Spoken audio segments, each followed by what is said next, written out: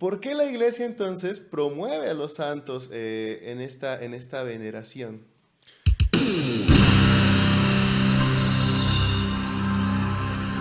Bienvenidos al confesionario, que sí es un podcast católico más. Y el día de hoy, mis hermanos, tenemos un invitado de altura. Y fíjense bien, mis hermanos, es licenciado en filosofía por el Pontificio Seminario Palafoxiano. Estudió el bachillerato teológico por la Pontificia Universidad de la Santa Cruz en la ciudad de Roma y actualmente se encuentra estudiando la licenciatura en Derecho Canónico en la misma universidad y sí, en la misma ciudad. Amigos, está con nosotros el padre Francisco Sampieri. Padre, bienvenido al confesionario. Gracias, Ángel, es un placer para mí estar por aquí. No creí que me recibieras tan rápido con pedradas, ¿eh? Dice de altura porque soy muy alto, entonces, Claro. digo, siempre me han echado carrilla con esto. Mido 1,97, por eso está diciendo de altura lo demás. Bueno, de hecho, te decía yo cuando recién llegabas, ¿no? Eres el primer invitado que es un poco más alto que yo. Bueno, pues siempre hay una primera vez, ¿se viste? Sampieri, ¿de dónde viene, padre?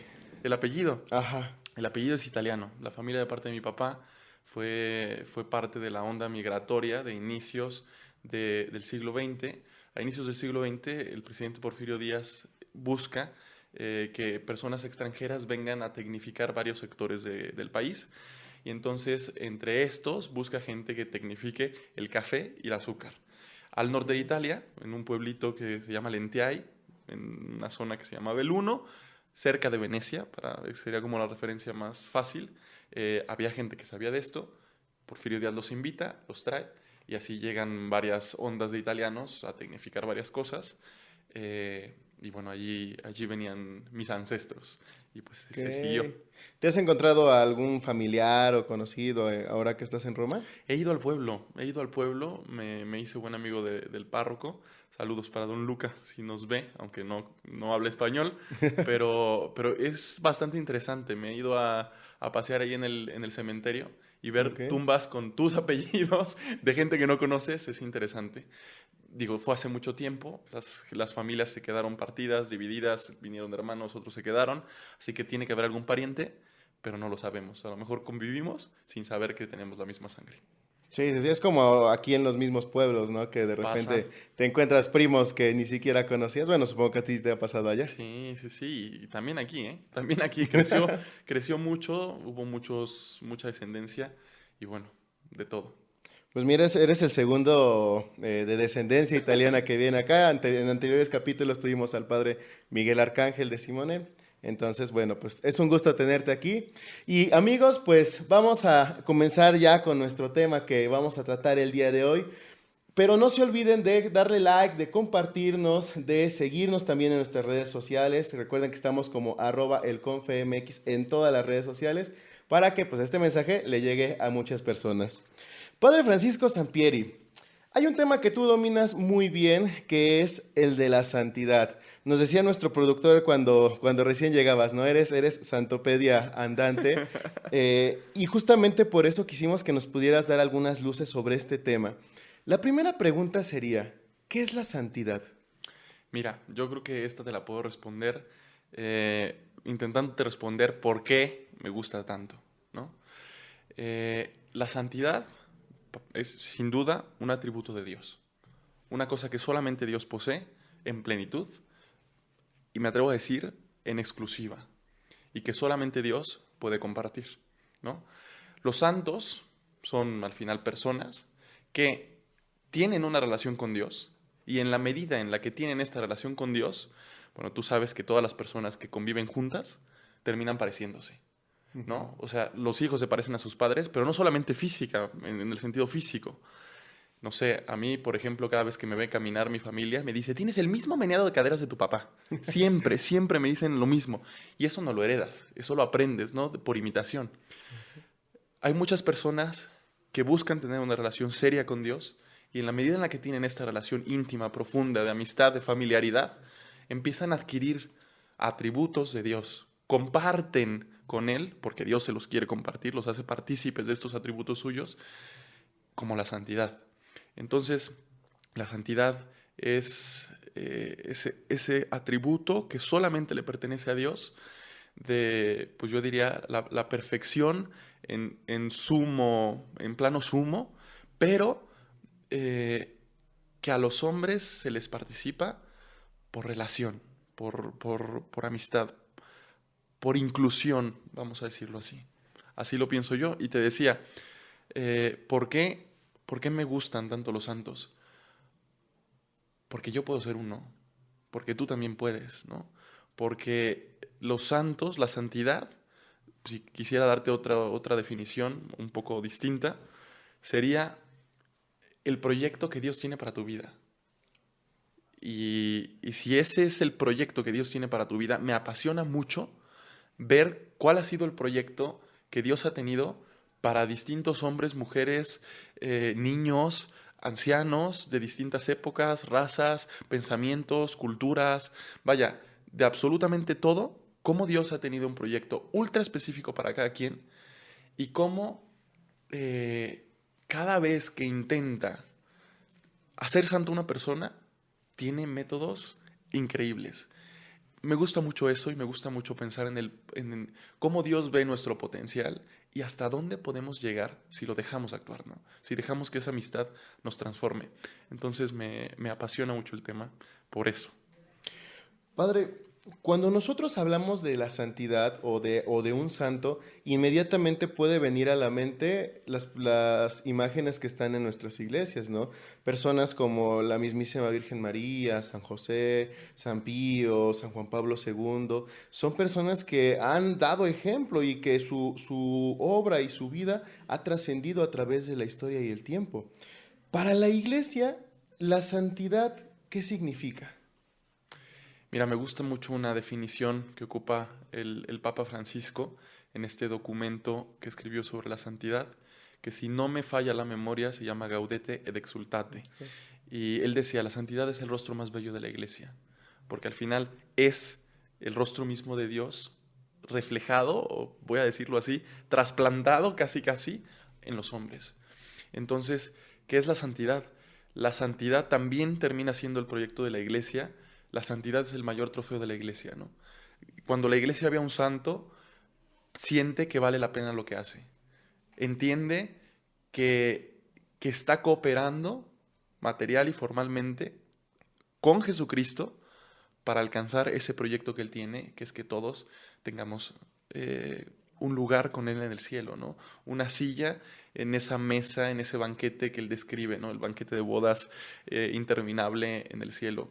Para la iglesia la santidad, pues al final tendría que ser motivación, tendría que ser meta, tendría que ser vía, tendría que ser todo, todo. Para nosotros como cristianos, entonces, los santos son como un ejemplo a seguir. A ver, sí, son un ejemplo a seguir, pero antes que todo, los santos son un miembro de tu familia. Ok. O sea, los santos son una persona que conoces, que tuvo circunstancias análogas a las tuyas y que ha logrado, o más bien, que dejó que Dios lograra en él sus objetivos. Entonces, sí, yo diría que los santos son miembros de nuestra familia. O sea, son ejemplos a seguir, pero principalmente son nuestros hermanos, nuestros primos, nuestros amigos espiritualmente. Cuando hablamos de la santidad, podemos hablar también de la historia de una persona, ¿no? En específico, por ejemplo, tenemos a la Virgen María, la mencionábamos hace un momento. Una mujer que recibe este llamado de Dios para ser la madre del Hijo de Dios, le lo acepta y bueno, lo demás es esa historia. Pero pareciera ser que los santos son personas, por así decir, perfectas, ¿no? Personas que no incurren en ningún pecado o en ninguna falta. Para nada. Eh, ¿Qué pasa con las personas que pues a lo mejor no son del todo perfectas, por así decirlo, todo santas? ¿Pueden llegar, no pueden llegar? ¿Qué sucede ahí? Mira, tú decías que la santidad o los santos son personas con historia, ¿no? Que la santidad es la historia de las personas. Yo diría más bien que la santidad es la historia de esas personas, pero con Dios, Ok. ¿no? Porque podemos tener muchas historias, ¿no? Tenemos una historia con nuestra madre, con nuestro padre, con nuestros amigos, etcétera. el ser humano está lleno de historia, ¿no? Decía San Agustín que el ser humano es inteligencia, voluntad y memoria, ¿no? Y cuando dice memoria, dice historia, ¿no? La santidad es la historia del ser humano con Dios, esa relación con Dios de amistad, cómo va creciendo, cómo va evolucionando. Y bueno, pues tú sabes que en una historia hay muchos episodios, hay muchos momentos, a veces muy agradables, a veces menos afortunados, pero, ¿cómo decirlo? Para ser santo no necesitas ser perfecto. Ese es el camino, esa es la meta. Pero si ya fueras perfecto, no tendrías por qué llegar allí, ¿no? Entonces, el único perfecto es Dios, así como el único santo es Dios. Es Dios el que hace la obra, ¿no? Me gusta pensar en esta imagen que varias veces ha sido ocupada en las Sagradas Escrituras, ¿no? El alfarero y el barro, ¿no? Dios es el alfarero, tú eres el barro que se está transformando en una vasija, que porque Dios es perfecto, la vasija tendría que ser perfecta. Cierta perfección, sí. Pero el barro, para que pueda ser moldeado, tiene que ser maleable, ¿no? Entonces, en la medida en la que tú te dejas moldear, en la medida en la que tú eres maleable y te dejas moldear por el alfarero, empiezas a encontrar esos rasgos de perfección, pero al mismo tiempo te das cuenta que estás hecho de un barro frágil, de un barro que se agrieta, de un barro que se desmorona, ¿no? Y una cosa que a mí me agrada mucho es que mientras el alfarero está moldeando, sus huellas dactilares van quedando impresas en el En el barro. barro. Ujú. Es exactamente eso lo que sucede con los santos. Barro moldeable que se pone de manera disponible en las manos de Dios, ¿no? Y que mientras Dios va trabajando, va imprimiendo en ellos rasgos únicos, tan únicos como las huellas dactilares de todos los seres humanos, ¿no? Entonces, cuando Dios va moldeando, va imprimiendo en el corazón de esos hombres y de esas mujeres esa, ese sello suyo, ¿no? Esa firma, ese autógrafo que deja claro que sí, ellos se dejaron, ellos se esforzaron, sí, pero que la obra es completamente de Dios. Padre, cuando nosotros hablamos también de la santidad, podemos recordar historias como las de San Agustín, que pues no precisamente eran lo que decíamos hace un momento, ¿no? Del todo perfectos, ¿no? Eh, Actualmente pareciera ser que la santidad es inalcanzable o que ser santo es simplemente llegar a ser santos de altar. ¿Podemos ser santos actualmente? Sí, mira, creo que tenemos que distinguir dos cosas. Todos tenemos en la mente el santo casi casi con aureola certificada, ¿no? O sea, el santo que después de un proceso canónico, o sea, dentro de las leyes de la iglesia, eh, podemos verificar que esa persona está en el cielo, porque ser santo es eso, ser santo es estar en el cielo. Si una persona quiere estar en el cielo después de su vida, esa persona si quiere ser santo, aunque no lo diga de esa manera. Entonces, una cosa son los santos de aureola certificada, ¿no? Los que eran muy conocidos, los que su obra trascendió porque, no sé, porque fueron muy movidos en la caridad, o porque fundaron una familia religiosa que ha hecho mucho y ha aportado mucho a la iglesia, o porque desempeñaron un rol social importante y entonces fueron muy conocidos y después de su muerte comienza como a ocuparse su ejemplo para motivar a otros a llegar a lo que ellos han llegado, ¿no? Al cielo. Pero otros son los santos desconocidos, ¿no? Los santos que están en el cielo, que efectivamente están en el cielo, pero que no los conocemos porque vivieron de una manera mucho más escondida, mucho más, pues menos bajo los reflectores, vamos a decirlo así. Ujú. Aguas, no es requisito estar bajo los reflectores para llegar a tener la aureola certificada, por así decirlo, ¿no? Sí, sí, sí. Pero de estos santos, la iglesia tampoco se olvida, ¿no? Tan es así que recordemos, existe una fiesta que es solemnidad.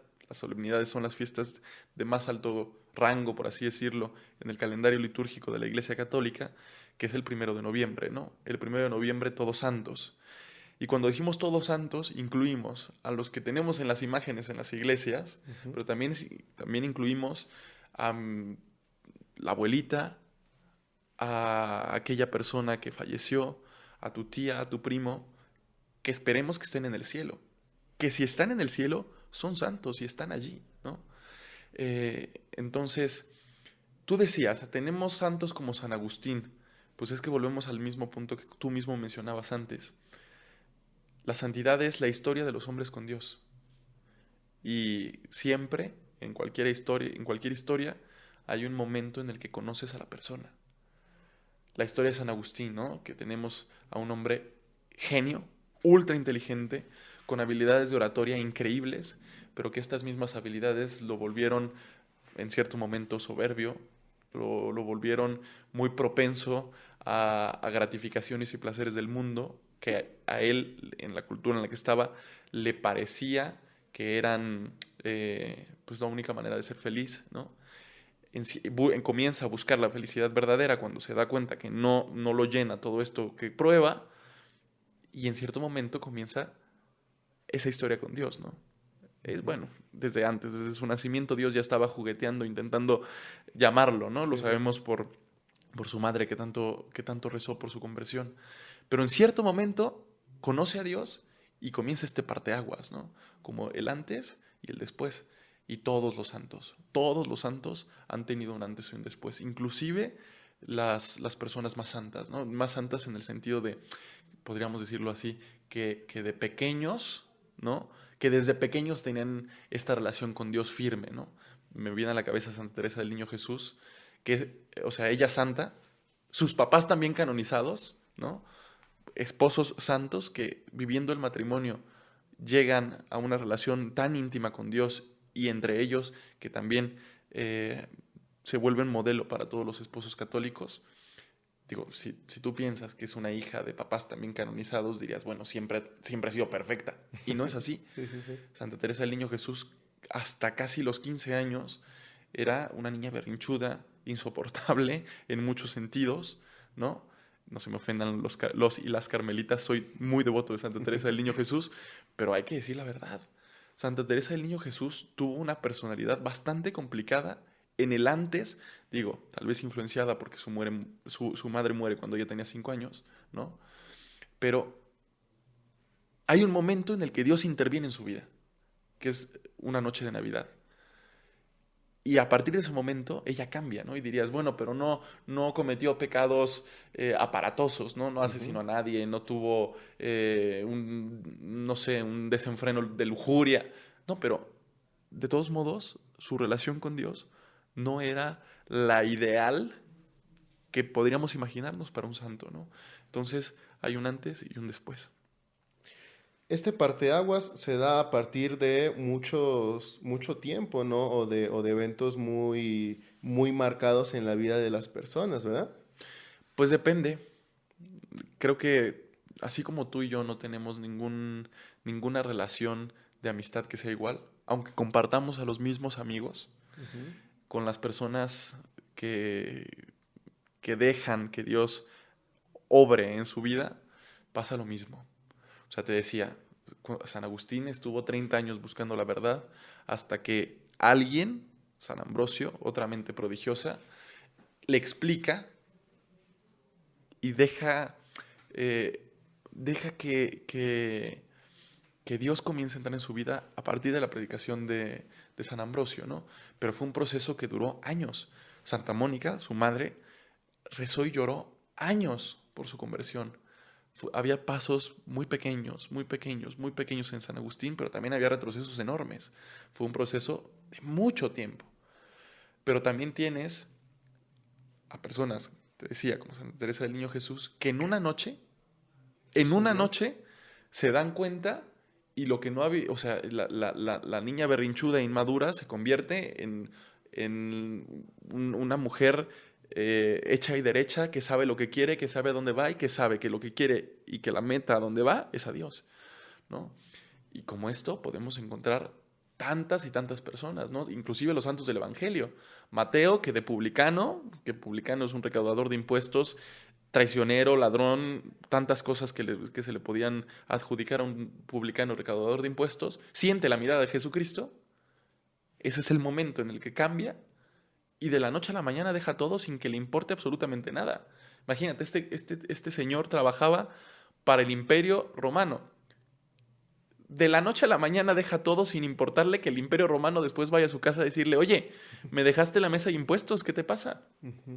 Hay veces que los cambios son inmediatos, hay veces que los cambios son largos, ¿no? John Henry Newman, otro santo, él nace anglicano, era pastor anglicano, un contexto completamente anglicano, años y años y años de estudio, y de repente se da cuenta y dice, no es honesto intelectualmente que yo siga haciendo lo que estoy haciendo porque mi mente y mi corazón me dicen que la verdad está en la Iglesia Católica. Y después de años y años se da una conversión y comienza este camino de encuentro con Dios personal dentro de la Iglesia. Te digo, hay 1000 historias, hay tantas historias como seres humanos han existido. Entonces, pues hay personas que se dejan más rápido, hay personas que cuestan más. Dios es muy paciente y Dios aprovecha. Y Dios sabe si te conviene más a ti que tu conversión sea de trancazo, ¿no? Así literalmente que te estrelles contra el muro de la santidad de Dios y quieras cambiar, o que vayas de paso a pasito. O a lo mejor Dios sabe que necesitas ser distinto, ser tratado de manera distinta, y entonces como un niño, ¿no? Que lo va trayendo con juguetitos, con cositas, hasta que se lo encuentra de frente, hasta que ese niño se encuentra de frente el abrazo de su padre y decide cambiar, ¿no? Decide vivir con él. Cada quien, y la creatividad de Dios sabe cuántas historias y cuánto va a tardar la historia de cada quien y cuánto va a tardar la mía, si es que ya comenzó, cuánto va a tardar la tuya, cuánto va a tardar la de todos los que nos miran, solo Dios sabe. Es interesante lo que nos dices porque a la manera en como nos los explicas, parece ser que la santidad ya no es eso inalcanzable, ¿no? O ya no es solamente cosa de santos de altar, sino de personas que vivimos y que viven también a Dios en su vida, ¿no? El mandato o ese plan divino que Él tiene para cada uno de nosotros. Mira, no, siempre la gente cuando se imagina a los santos, imagina monjitas y padrecitos, ¿no? Es la primera cosa que se imagina, pero no es así. O sea, nuestro modelo de santidad más grande, después del Señor, sin duda, la Virgen Santísima, era una mujer laica. San José, después de ella, era un laico, era un carpintero, era un trabajador. Los apóstoles, sí, después, en el momento en el que Jesús los escoge y los vuelve columnas de su iglesia, podríamos decir obispos, y a San Pedro Papa, pero hasta ese momento no eran clérigos. Antes son pescadores, recaudadores de impuestos, uno que otro guerrillero, uno que otro pescador, día a día. ¿no? Uh-huh. O sea, tenemos la idea de que para ser santos tenemos que tener velo y un cuellito blanco. Pero no, para ser santos tienes que tener corazón de hombre, de mujer. O sea, tienes que ser humano y dejarte enamorar y transformar por Dios. Es lo único que se necesita para ser santo. Mira, decías las actividades de cada día. San José María Escrivá de Balaguer, un santo sacerdote, que si no erro el dato, murió en 1970, es bastante, 75 si no me equivoco. Él luchó mucho y toda su doctrina fue para dejarle claro a la humanidad que la santidad no es nada más que hacer lo ordinario por amor a Dios de manera extraordinaria, siguiendo también mucho el camino de Santa Teresa del Niño Jesús que descubre antes, ¿no? Pero cualquiera puede ser santo en cualquier circunstancia en donde Dios pueda estar. Si Dios no puede estar allí, en esa actividad, esa persona, hasta que no encuentre o deje que Dios entre a sus actividades, difícilmente podrá comenzar esta transformación. Pero en cualquier actividad humana, la que sea honrada, lícita y que le permita a Dios entrar, puede ser instrumento para santificar la vida de los demás y la propia. Hay una rama, por así decirlo, de santos que son aquellos que han entregado su vida por el hecho del Evangelio, por Cristo Jesús. Digo, México es una fuente principal de estos santos que, si no mal recuerdo, se llaman mártires. ¿Cómo es esta parte del martirio? ¿O cómo lo considera la iglesia como una vía hacia la santidad? Mira, te decía al inicio que la santidad es una relación de amistad. O sea, la santidad, el que es santo, es una persona que verdaderamente fue amiga, amigo de Dios. Amiga, amigo de Jesucristo. ¿Tú te imaginas un acto de amor más grande por un amigo que si tú estás viendo que a tu mejor amigo le van a disparar, tú te atravieses y evites que esa persona muera? Yo creo que difícilmente nos podríamos imaginar un acto de amor más grande, ¿no? Jesús está de acuerdo cuando dice que nadie tiene un amor más grande que aquel que da la vida por los amigos. Los mártires son hombres y mujeres, no solamente sacerdotes y religiosas. Ha habido niños, ha habido bebés, ha habido ancianos, ha habido profesores, ha habido músicos, ha habido de todo tipo de personas que tienen una amistad tan profunda con Jesucristo que no se permitirían la idea de que Cristo fuera ofendido de alguna manera, de que la verdad de Jesucristo fuera negada a través de sus palabras o sus obras. Entonces, normalmente el martirio viene cuando una persona que está en contra de Jesucristo, de su iglesia, el término técnico que ocupan en las causas de canonización es que sea por odio a la fe, pone a esta persona en una situación de prueba en donde tiene que escoger entre mantener sus creencias y seguir profesando que Dios es Dios y que Jesucristo es Jesucristo. Ahora sí, tienen que escoger entre Jesús es mi amigo o sigo vivo. Okay. Y entonces, como son amigos y un amigo no traiciona, dicen, mi amistad con él vale más, hazme lo que quieras. Y entonces son torturados, son masacrados de maneras radicales, ¿no?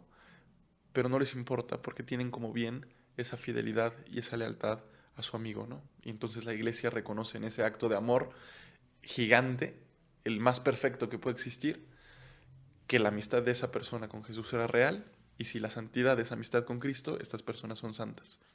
Dentro de la fe de la iglesia, además de la adoración a Jesús en la misma Eucaristía, en su enseñanza, en su palabra, también está muy arraigada la veneración a los santos.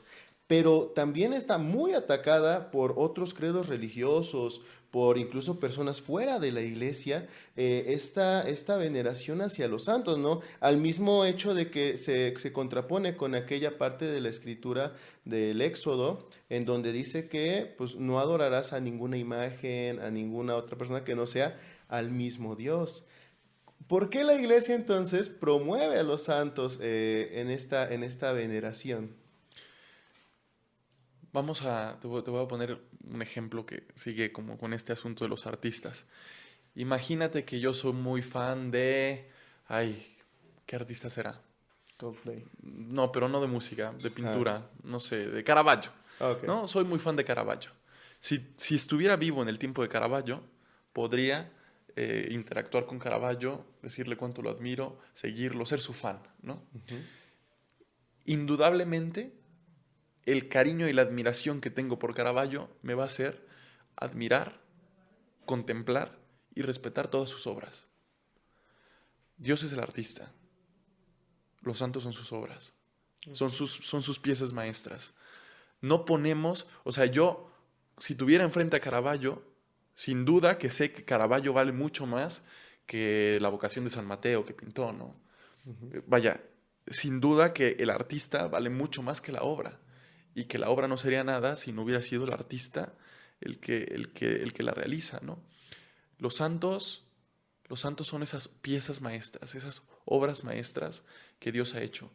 No admiro a la persona como tal, admiro lo que Dios hizo con esa persona. Sin duda, aplaudo y venero cómo esa persona se dejó transformar por Dios. pero en realidad lo que yo venero en la persona es esas huellas que quedaron impresas en el barro. Y bueno, siendo las huellas de las manos del Señor, todo lo que salga de Jesucristo merece adoración. No, en este caso, no la persona, sino esos rasgos que comparte y que le pertenecen al mismo Dios. Las imágenes son otro asunto, ¿no? Te decía al inicio, los santos son miembros de nuestra familia, ¿no? Tú, si quieres mucho a una persona, tienes el cuadro de tu mamá, de tu abuelita, de tus hermanos, eh, en tu sala, en tu cuarto, ¿no? Ahora los novios traen a la novia de fondo de pantalla y al revés, ¿no? Sí, sí, sí. Al final las estatuas y las imágenes de los santos son eso, ¿no?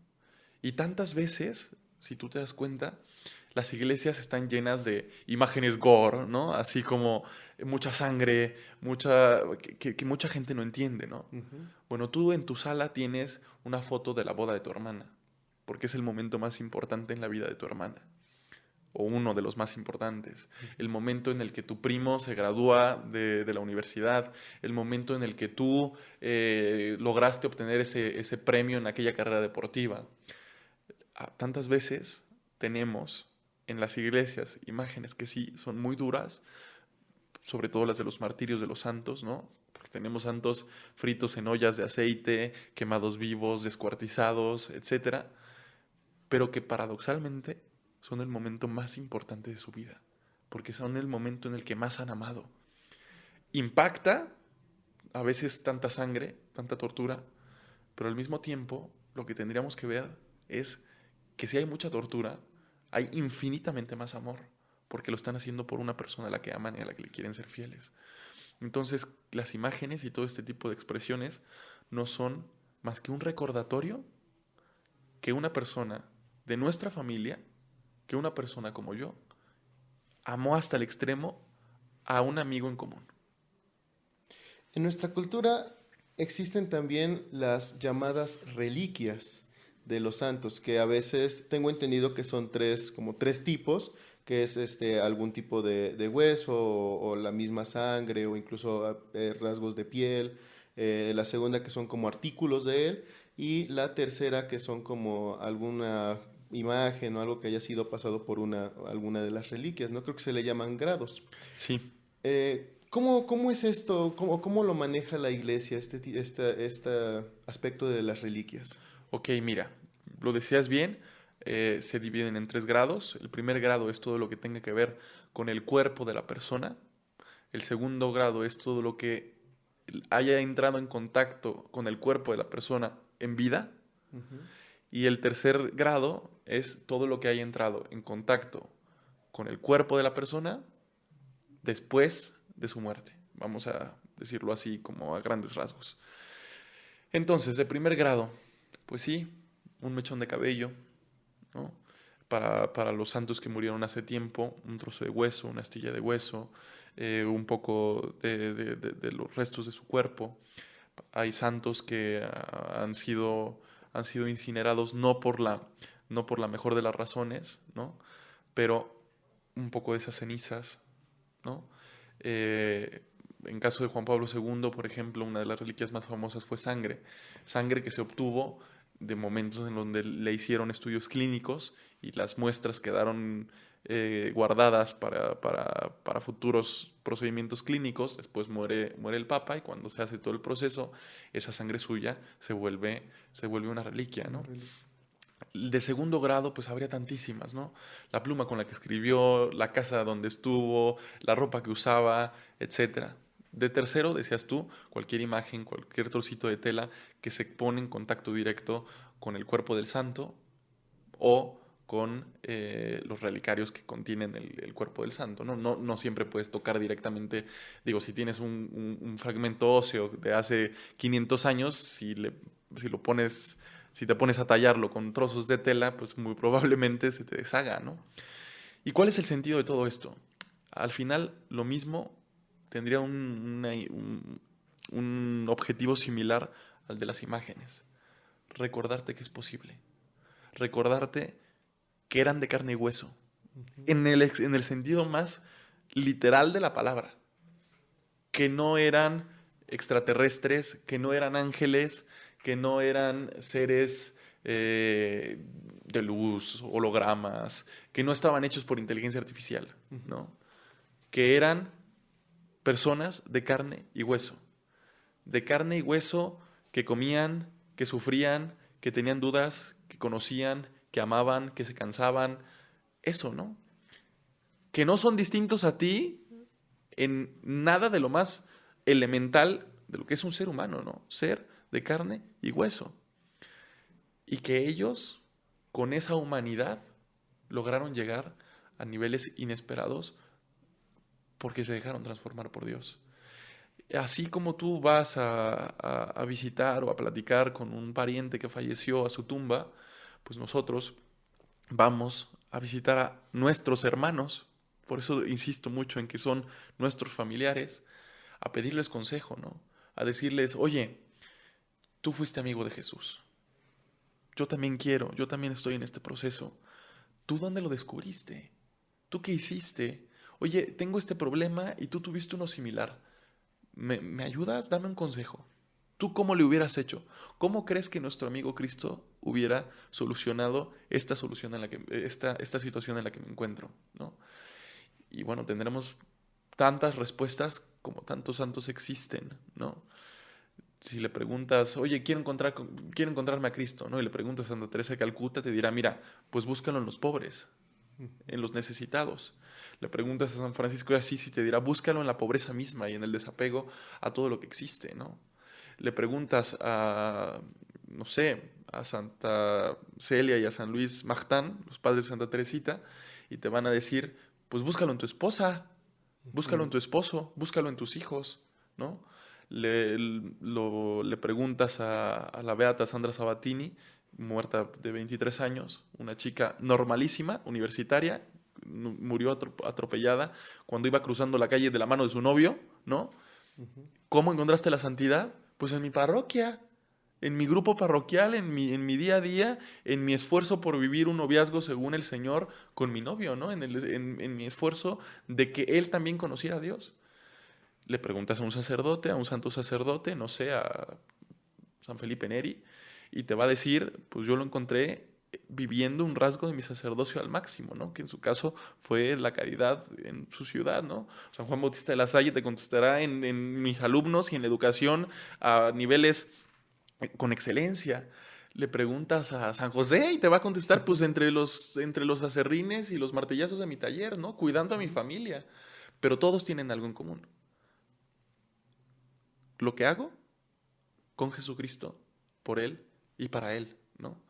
Entonces, las reliquias al final son también recordatorios de eso, ¿no? Tenemos como reliquia, no sé, ahora que está en proceso de beatificación, Antonio Gaudí, ¿no? Este artista y arquitecto tan famoso y tan importante para la historia de Barcelona, sin duda la obra más famosa es la Catedral de la Sagrada Familia, pues si en algún momento llega a verificarse su santidad a través del proceso canónico, pues sus planos, las cosas con las que medía, las reglas que ocupaba, todo esto se vuelve en reliquia, ¿no?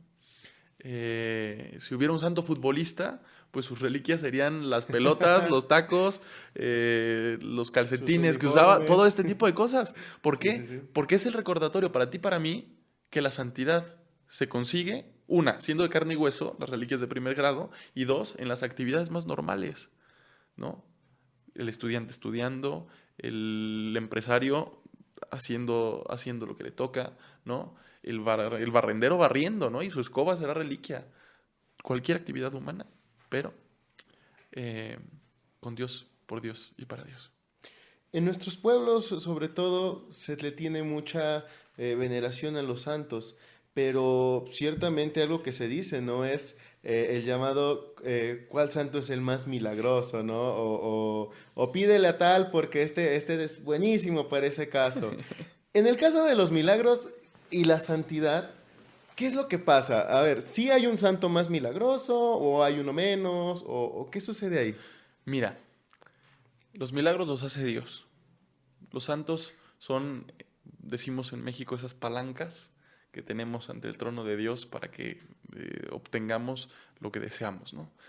Me gusta poner el ejemplo. Si necesitas que pavimenten tu calle, ¿no? Puedes ir a hacer una solicitud al municipio y pedir, oigan, necesito que pavimenten esta calle, ta, ta, ta. Ah, pero eres mejor amigo del primo del presidente municipal.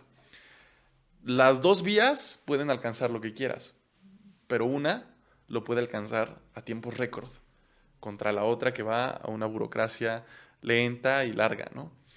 Con Dios no hay burocracia, pero creo que el ejemplo nos puede ser útil para entender lo que son los santos. Los santos son ese amigo que va y le dice a Dios, oye, mira, tengo un amigo que tiene este problema, que tiene esta situación.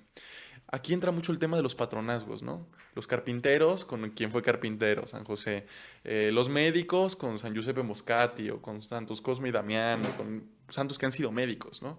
Los pintores, pues con santos que han tenido que ver con el arte, ¿no? Porque hay esta simpatía, ¿no? Tú hiciste lo que yo hice, pues échame la mano, ¿no?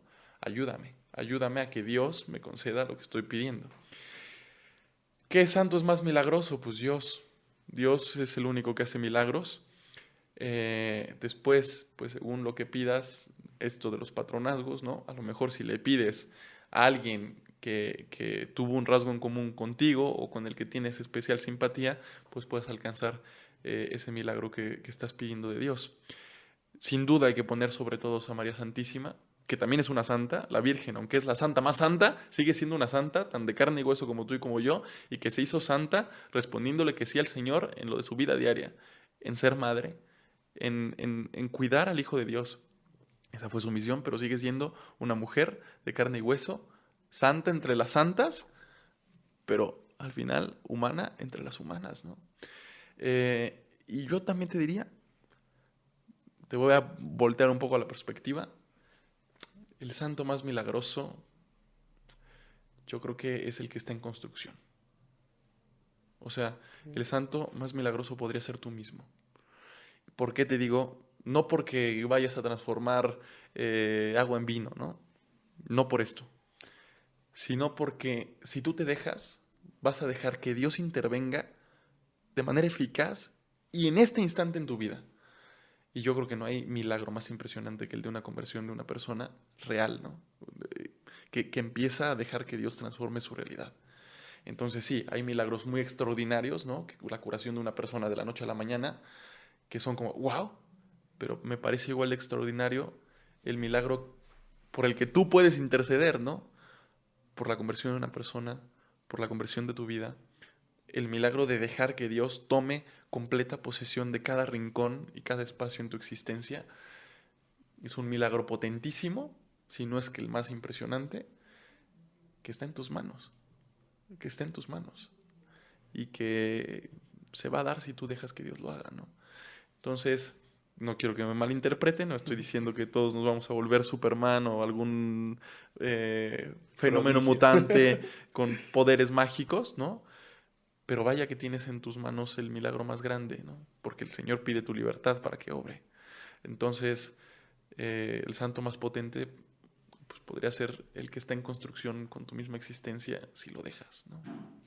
Padre, para finalizar ya nuestra entrevista, me gustaría que pudieses dar un mensaje sobre la santidad, justamente, sobre esta santidad actual a la cual estamos llamados, a aquellos jóvenes que hoy en día pues viven como todo este mundo globalizado, con un bombardeo impresionante de ideologías, de corrientes, de cosas que a lo mejor pueden alejarlos un poco o demasiado de su propia santidad. ¿Qué mensaje nos darías a aquellos jóvenes que están viendo este podcast? Mira, habría muchas cosas que decir y tendríamos que grabar 800 podcasts más. Pero hay una cosa que tengo muy metida en el corazón, que yo creo que es uno de los problemas más grandes que tenemos en el cristianismo, en el catolicismo de hoy. Yo les diría a los jóvenes y a los viejitos y a los niños y a quien fuera, si quieren ser santos, traten a Dios como una persona. Porque es una persona. Y esto se nos olvida. Creemos que Dios es un supervisor en el cielo, que Dios es un patrón, que Dios es un mago, que Dios es una especie de ente, pero se nos olvida que Jesucristo es Dios hecho carne. y que porque es verdadero Dios y porque es verdadero hombre, necesita ser tratado como verdadero hombre y quiere ser tratado como verdadero hombre. A veces creemos que Dios se ofende si tengo bastante confianza con Él, ¿no? Que Dios se ofende de si soy bastante humano. Pero es que Él también es bastante humano, es humano. Jesucristo es verdadero humano, ¿no? Verdadero Dios, pero no le quita ni 1% a su ser completamente hombre, ¿no? Entonces, yo les diría a todas las personas que si quieren verdaderamente llegar a la santidad, recuerden que están intentando ser amigos de un ser humano, que es Dios, pero que es humano. Y que entonces se den cuenta que la santidad la van a construir en la medida en la que sean amigos de ese ser humano que es Dios encarnado por ti, ¿no? Y entonces traten a Dios como la persona que es, traten a Jesucristo como el hombre que es, y trátenlo, tengan una relación con Él como la relación que tendrías con cualquier persona, con cualquier ser humano. Los que anden ahí conquistando novios o novias, traten a Jesucristo, conquisten a Jesucristo como conquistarían a su novio o su novia. Sean detallistas, hablen de todo lo que de todo lo que quieren compartir, que haya momentos especiales, que haya momentos planeados solamente para ustedes, o traten a Jesús como tratarían a cualquier amigo, ¿no? A un amigo no solamente se le piden cosas, a un amigo no solamente se le pide perdón. Que vayan y traten a Jesucristo como una persona. Yo a veces le digo a los niños chiquitos, no sé, casi de penitencia, te vas a ir a comprar el dulce que más te guste y te lo vas a venir a comer aquí enfrente del sagrario con el Señor. ¿Por qué? Porque es tu amigo. A una persona con la que tienes amistad, pues compartes todo, ¿no? Hasta los detalles más simples. Entonces, yo diría, ¿quieres ser santo? Acuérdate que Jesús es una persona, que tú también, y que Él quiere tener una relación de íntima y profunda humanidad contigo, para que en esta íntima y profunda humanidad Él se encargue de elevar todo al plano sobrenatural y entonces transformar tu humanidad en la humanidad santa como la de Él. Padre, ha sido un gusto tenerte aquí en el confesionario. De verdad que las reflexiones que el día de hoy nos has compartido, a mí en lo personal, que estoy haciendo esta entrevista, me dejan con muchas ganas de buscar la santidad, y supongo que también aquellos que nos están viendo ahí en sus casitas o que nos están escuchando haciendo lo que están haciendo, pues también nos deja un gran mensaje. Padre, muchas gracias por haber estado aquí con nosotros. Gracias a ti, Ángel. Más que buscar la santidad así como en una idea, una nube, un mito por allí, busca a Jesucristo. Que si lo buscas y lo encuentras, tendrás todas las herramientas para ser santo. Gracias gracias por el diálogo, porque no lo sentí tanto como entrevista. Gracias por esta plática, por este espacio, y pues a la próxima cuando quieras. Muchas gracias, Padre. Y amigos, pues es así como llegamos al final de este capítulo de El Confesionario. Recuerden seguirnos en nuestras redes sociales, compartir este capítulo, nuestros reels, TikToks, todo el contenido que vayamos subiendo, pero sobre todo mandarle este mensaje a aquellos que aún no están en la iglesia. Así que bueno, nos vemos en la próxima, en un capítulo más de El Confesionario. Adiós.